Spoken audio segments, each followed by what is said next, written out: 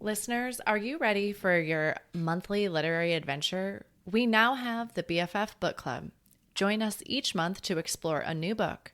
After reading, connect with fellow book lovers and meet the author in a live interview. Can't make it live? Don't worry. We'll send you the recording. You can find all the upcoming book club selections at www.bookishflights.com/read/BFF book club.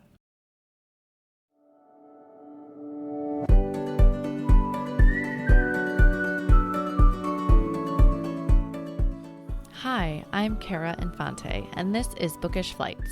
In each episode, I chat with one bookish guest as we take some time to sample and savor the pairing recommendations from their bookish flight. We hope to give you suggestions to cultivate your TBR list and nurture your leisure time through books. In today's episode, I am chatting with Katy Hays. Katy is a Californian writer and cake aficionado. She lives in the shadow of the Sierras with her husband and their dog, Queso. In addition to writing, Katy works as an adjunct art history professor teaching rural students from Truckee to Tecopa. Her academic writing has been published by Ashgate, an imprint of Routledge.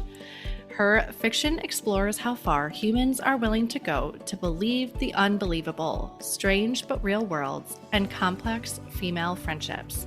She also runs a Substack called June Gloom, where she writes sporadically about creativity, culture, and California. Welcome to the show, Katy. Thanks so much for having me. You are welcome. Well, I feel like we are so much more than these bios. So can you tell us a little bit about who you are? Yeah, I am an ex-academic. I mean, I say ex, but I still teach. And I moved to the mountains in California about 10 years ago and decided that I wasn't going to try to go on a tenure track job market or anything like that. And Okay. I thought, when you move to the mountains, jobs are really scarce. And I was teaching as an adjunct art history professor, and I thought, I think I'll write the novel that I always wanted to try to write. So I started writing, and the rest, I guess, is history. And when I'm not writing, I'm also, I would say, as you stated in my bio, I am a big baker. I love, in particular, a tea cake, a layer cake, a bundt cake. I've never met a cake I didn't love. And I'm also a really avid skier and trail runner and cyclist. So I spend a lot of time mountain biking and road biking in the summer. Nice. When you say cake aficionado, see, I would be like, I'm not the baker. I'm a terrible baker. So I'm just the sampler. That would be me and my role. Every baker needs a solid sampler in the house. For me, that's my husband. He's like, Okay. he will take down the whole cake once it's baked. Yeah. Well, there you go. I love it. And you know what we didn't say in your bio is that Saltwater, your novel, came out yesterday. I Congratulations. Thank you so much. I feel like there's so much anxiety around the second novel. You think about like sophomore slumps and kind of middle child syndromes and all of the cliches we use to describe second efforts. And so it's kind of nice to have it out in the world. Yeah. I've had many authors come on and say that the job never gets easier, that you never feel like you're going to make it with each book, no matter how many you've written. I think that's true. I think it's one of the most surprising things about writing is you keep thinking it should get easier and it never does. Every novel is just as hard as the last. Yeah. Did you notice what other comparisons do you have between writing your first and then the second novel that came out? Oh, you know what's so hard for me about writing the second book? And I think this was something that I had to go through with the second novel that I don't think I will ever experience again, which is that when you write your first book, you're just by yourself, you're kind of writing in a vacuum. And for me, then I was writing my second novel as my first novel was receiving its kind of critical reviews, Yeah. acceptance, etc. And it was incredibly difficult for me to kind of pry my eyes away from all of the Goodreads reviews, all of the trade reviews, everything, and focus on the second book. And I think that, they always tell you don't read the comments. I think don't read the reviews is the same gist. But for me, I found it impossible because I'd never had feedback kind of on Yeah. that scale of my work before. And I was addicted to it. And so I think that made it really paralyzing to write the second book. But the funny thing is, actually, now, I mean, all that stuff just kind of rolls off my back. The first book, it was Yeah. really traumatizing. And the second book, I couldn't care less. So it's funny that you do get used to. Yeah. It's interesting to hear you say that because I always think of books as like your baby, right? You put so much time and effort for them. And then it's like your internal thoughts that are being released out into the world. And I admire the authors that do it because I'm like, it's like a little baby being put out there. But our babies don't get judged on Goodreads. I feel like still the most upsetting thing to me as a writer is that people will read my books. Like, ideally, you just write a book and nobody ever reads it, and you still And get they just paid buy for it it. for their And it just, shelf. yeah, and it just, exactly, it just kind of exists in the ether. The upsetting thing is that, of course, when you publish a book, it becomes part of a larger dialogue, and readers, get to have an opinion about it. And as a writer, I never fail to find that to be really upsetting. I've never had someone say that on the show, but I appreciate the perspective. Like, just get it for your trophy book and put it over there and just leave it. Well, why don't we tell the listeners about Saltwater since they probably haven't gotten their hands on it since it came out yesterday? Yeah, so Saltwater is a novel about the Lingate family who every year for many, many years, for decades, has vacation for 1 week in July on the island of Capri. And in 1992, during their annual vacation, Sarah Lingate, the wife of Richard Lingate, one of the heirs to a large fortune, was found dead below the cliffs. 30 years later, the family returns to the island, and the same thing happens again. Another young woman is found dead below the cliffs of Capri. And the novel is really about how this family fractures under the renewed scrutiny around this death and the kind of secrets and kind of mysteries that are revealed within the family and also to the broader public over the course of this week. And I really like to pitch it as a novel about a family who has everything and the three women who will stop at nothing to escape them. Yeah. I absolutely loved it. I admittedly sometimes steer away from like billionaire families because I sometimes find them annoying. I hate to say this like over air, but I sometimes find them like so pretentious that I'm like, I don't resonate with the characters. So I'm like this, but I loved it because this wasn't like that. This was more like what they would go through because they're like this high profile family to kind of keep their secrets at bay. And it gave me just a new perspective on being a high profile individual since I am not one. So, Yeah, I mean, it's tough. It's a hard book to talk about without spoiling it. But a lot of readers have described it as kind of rich people behaving badly, but I would question whether or not it really is about rich people after all, or if it's about the kind of lengths people are willing to go to maintain appearances in the face yeah. of change. So, And to a certain extent, we all try to maintain an appearance. yeah. And I think for me as a writer, I am really interested in this kind of interplay between whether or not we can believe what we see, right? The surface vision versus what's really going on underneath. And that's something I'm really fascinated by just as a person and as a writer and as a creative. I'm really interested in whether or not, what we see is something that can be believed, whether that's supernatural ghosts, or in my first book, kind of tarot cards and whether or not they tell the future. And in this novel, it's about whether or not you can kind of believe the performance that this family has put on for so many years. Yeah.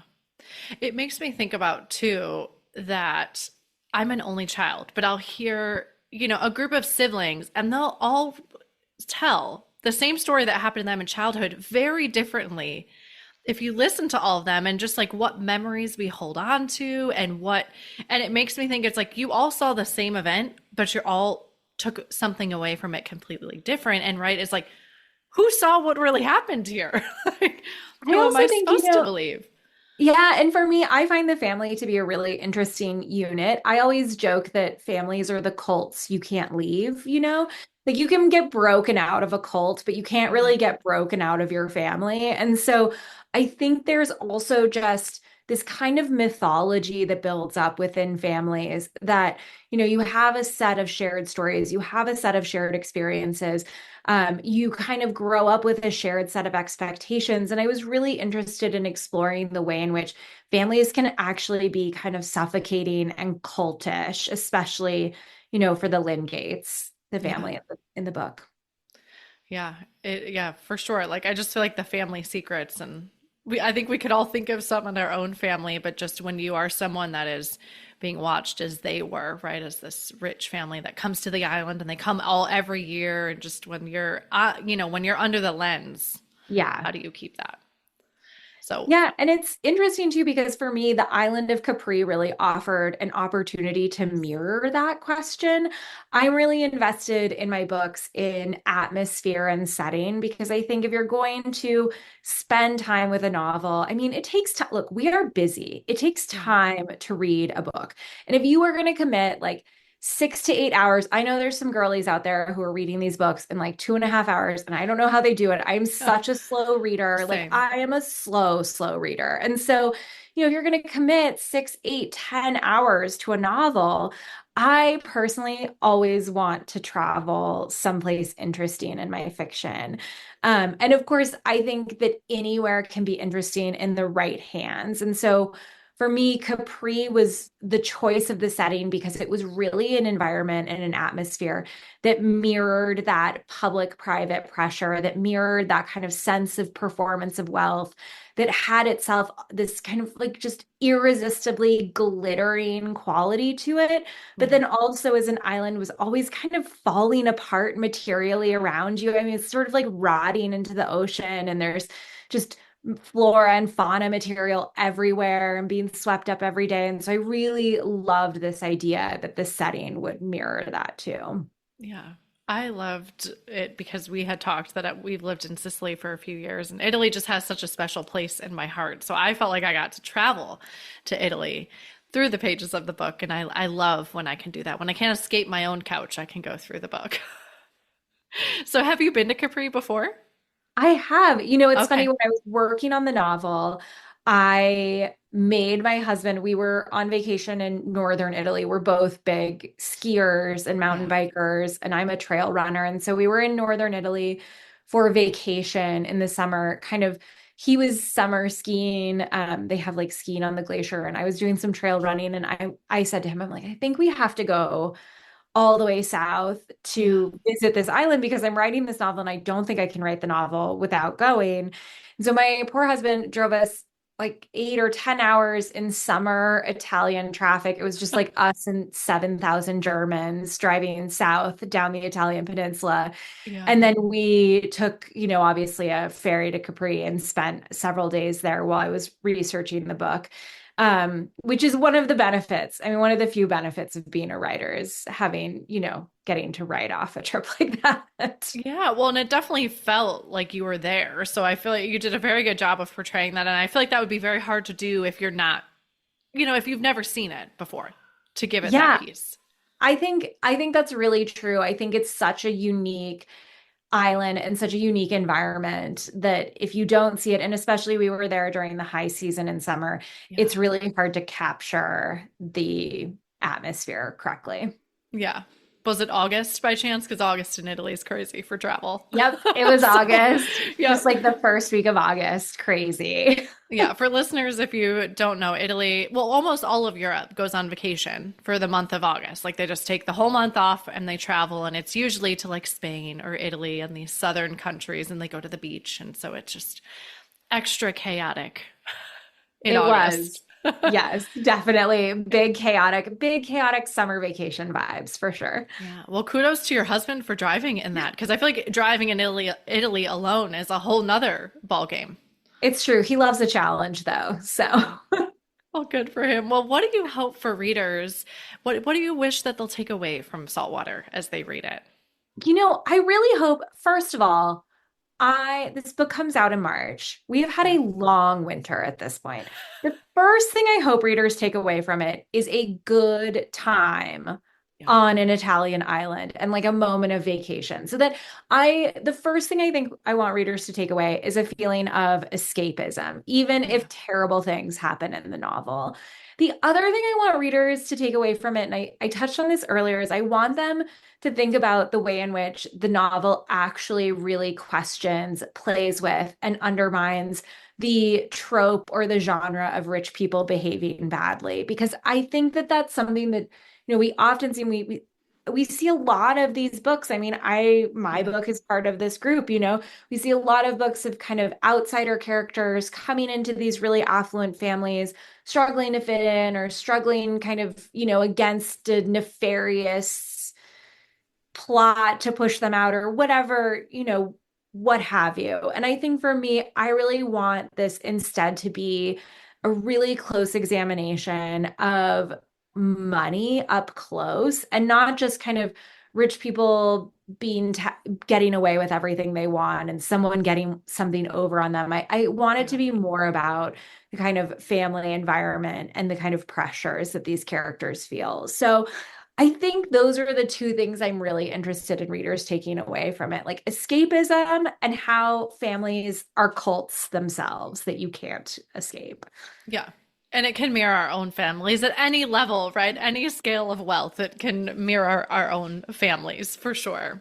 Yeah, of What? course. I mean, when you find yourself, for example, like I occasionally do, going to like a crate and barrel and gravitating towards the same set of plates your mother has, and you don't even know why. And you're like, what am I doing? I don't want Yeah. these plates. Like, I am not my mother, but somehow it like is ingrained in you on a cellular level. It's like a comfort level. You're like, yeah, this is what I've had my whole life, so I'm just going to stay here. Exactly. Well, what have you learned about yourself through writing? Oh, that's a great question.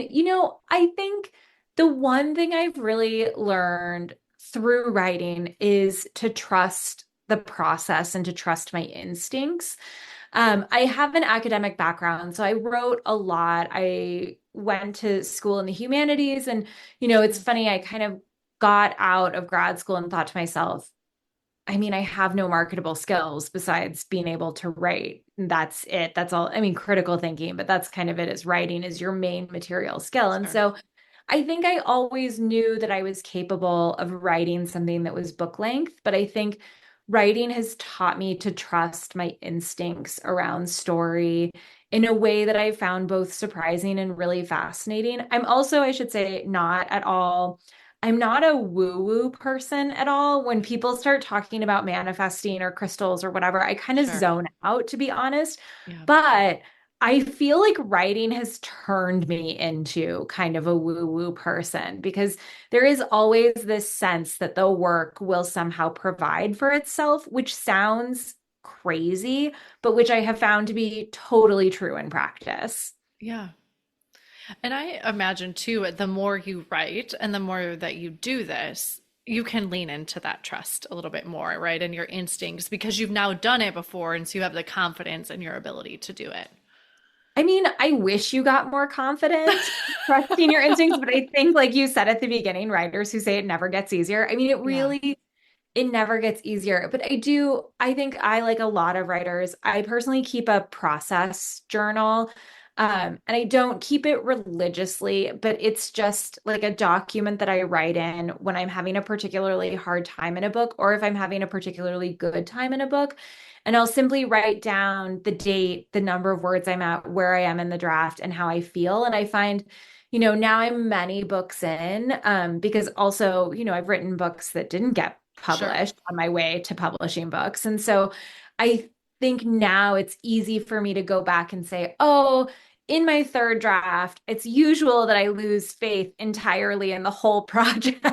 Yeah. Yeah, so I think that has been really helpful for me too. And I really recommend that to anybody who's thinking about writing. Having a process journal or document is huge, makes a Yeah, big I've difference. never heard of that before, but thank you for sharing that because I know we have quite a few writers and authors that listen to the show. So that's definitely great advice. Do you have any projects that you're working on now?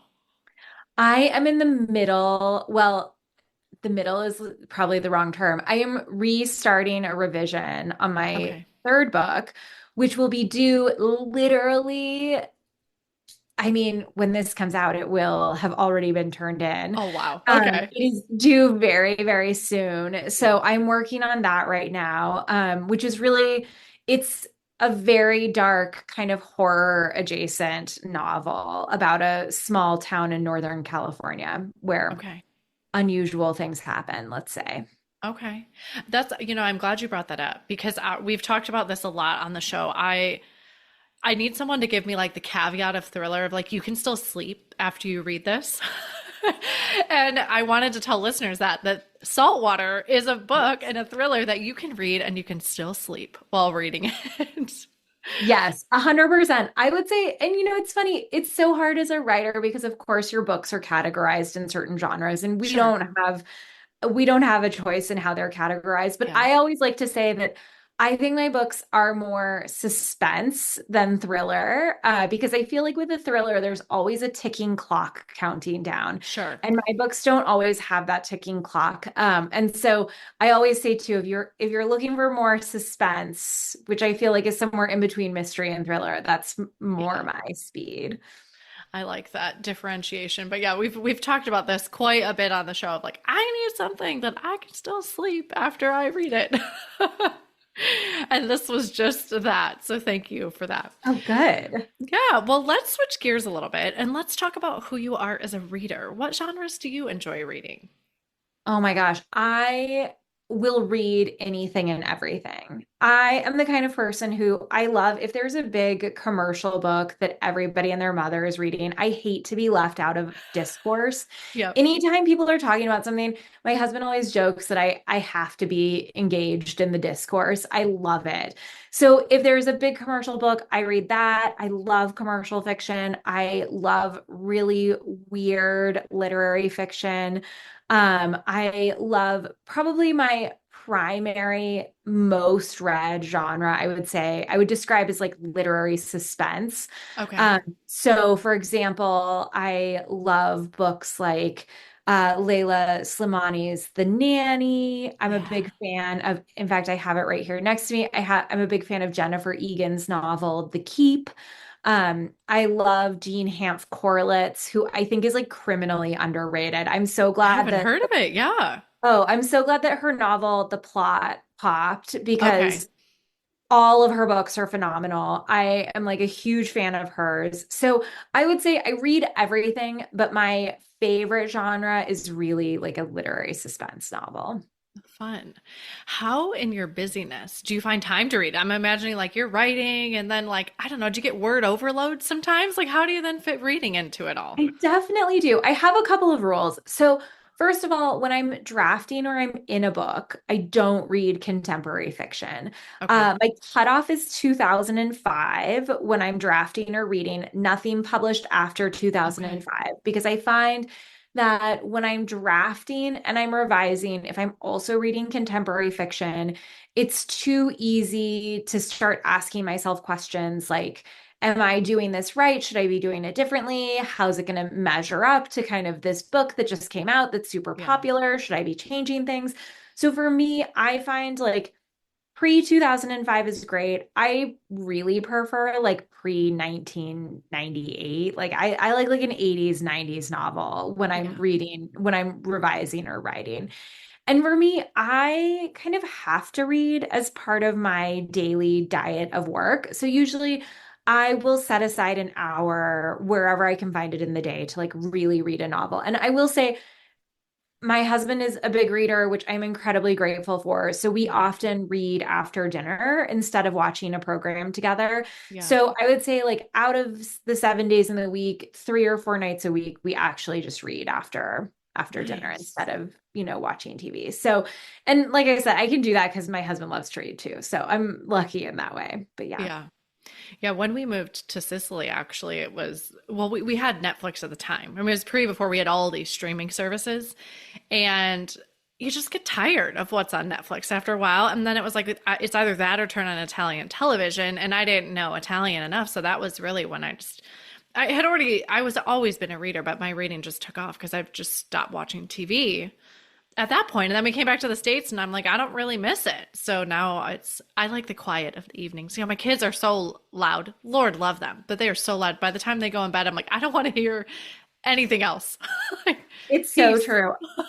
We have just in general like so much noise in our lives. Yes. I love having some time to read.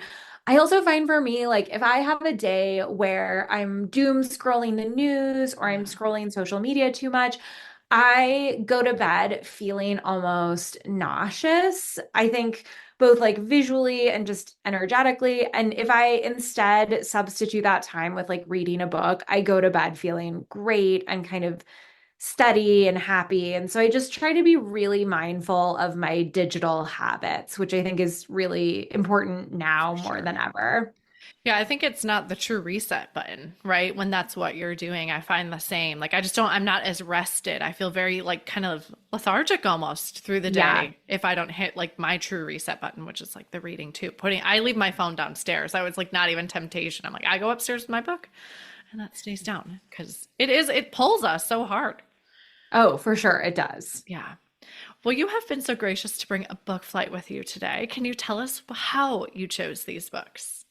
So I selected three thrillers or upmarket suspense fiction, let's say, that Okay. transport you to places where you will want to spend 6 to 12 hours. So Yay. that was my criteria for selecting the books I brought.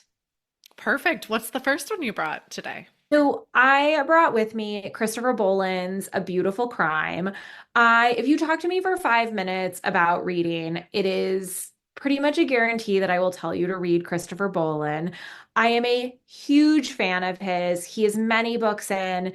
So many of his novels are incredible. The Destroyers is set in Greece. Havoc, which Okay. just came out, is set on the Nile. But the book I chose is one of my favorites because it is set in Venice. And I think he does a beautiful job setting the scene in Venice, and it is the story of a young man who is going to sell counterfeit silver to a rich kind of European aristo living in a palace in Venice. And Okay. it is phenomenal. It is dark and propelling, and just the characterization is amazing. The atmosphere is amazing. I think he is, in my opinion, the best literary suspense writer working today. Hey. I am a huge Christopher Boland fan. Well, thank you for introducing me because I haven't heard of him before today. So thank you for that. I love him. Fantastic. 10 out of 10, all of his novels. Okay. So that was A Beautiful Crime by Christopher Boland. What's the next book you brought today? The next book brought is another writer who I simply adore, Calla Henkel. She also does a lot of theater work. Okay. She wrote a novel called Other People's Clothes. Her second book, Scrap, is also amazing, but does not fit the kind of criteria of someplace you want to visit. Okay. Her first novel, Other People's Clothes, is set in Berlin in the early 2000s, and it's about a young woman who moves to the city and moves into this apartment that she rents from a mother and daughter duo who are writers. And she moves in with friends. And it's about how her time in Berlin basically goes off the rails. And one of her close friends, her roommate, in fact, is found murdered. And Okay. it is all about the unraveling of this murder. It was kind of, when it came out, it was pitched as Amanda Knox meets Berlin in the early 2000s. And I think that that's a pretty accurate pitch for it, except that the writing is great. It moves with an absolutely like cracker pace. I mean, it's so fast. And it is just in every way kind of a perfect suspense novel, in my opinion. So that's Awesome. Calla Henkel, Okay. Other People's Clothes. Wonderful. And then what's the last book you brought? The last book I brought is by a novelist who I absolutely adore, Rachel Hawkins' Reckless Girls. This is actually her second thriller, quote unquote, thriller novel. Okay. I picked it in part because it's her second book and my second book just came out. But I Yeah. also picked it because I think it is one of her best thrillers. And a lot of attention goes to The Wife Upstairs or The Villa or her new book, The Heiress, which just came out. I think Reckless Girls, which is her second novel, is pretty much from start to finish an immaculate thriller. Yeah. It is about a young woman who goes with her boyfriend on a sailboat to a rural South Pacific island, kind of an atoll where they anchor, and somebody Okay. else shows up at this atoll while they're there alone. And it's about the tensions that arise on this atoll between these two boats and these two groups of people that ultimately culminates in murder. And it is so good, so delicious, so sun-drenched. And I am just in general, I think Rachel Hawkins is a really stunning writer in that she has the perfect ability to marry kind of a gothic sensibility, which can be a little slower, with like a truly fast-paced thriller plot. Awesome. So I have to ask, because you did say they're upmarket suspense. Are these all like, would any of these keep us up at night? Not that I would say don't read them, but are they all like, No, you'll be able to go to bed. okay, Reckless Girls, I think, is the most tense of the three, but okay, because it's all set on this kind of atoll in the South Pacific, it's not like, for example, have you read the book? Her name's Tracy Sierra. Have you read Night Watching? no. Okay, there's this novel where the entire novel is like someone breaks into the house and is upstairs while Oh she's yeah. home with her daughter. That you will not be able to sleep after. But all of these, you will 100% be able to go to bed.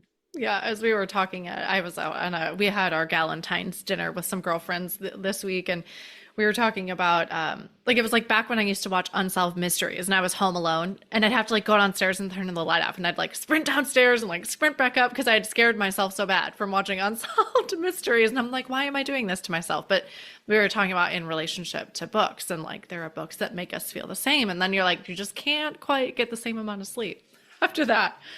No, it's so true. I feel the same way. Like it depends on the program I'm watching right before bed. Yeah.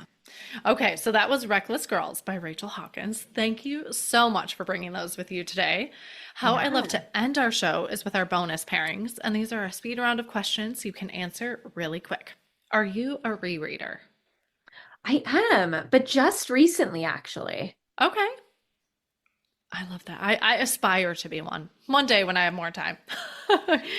What is one book you've read that has changed your life? Daphne du Maurier's Rebecca. Such a good one. So great. Yes. Where is your favorite place to read? Oh, I like to read on my couch with my dog lying below me. That's my favorite place to read. Yeah. And then lastly, what are you reading next? Oh my goodness. Speaking of rereading, I have sitting right next to me Jennifer Egan's novel, The Keep, which I Okay. am going to be reading next. Yay. It's my criteria of pre-2005, and I'm in the middle of a revision. So that is my next pickup. Yeah, there you go. Well, thank you so much for coming on the show with me today. I know your time is precious and I appreciate all you've given me. Thank you so much for having me. This was so fun. I love to talk about books. Yay.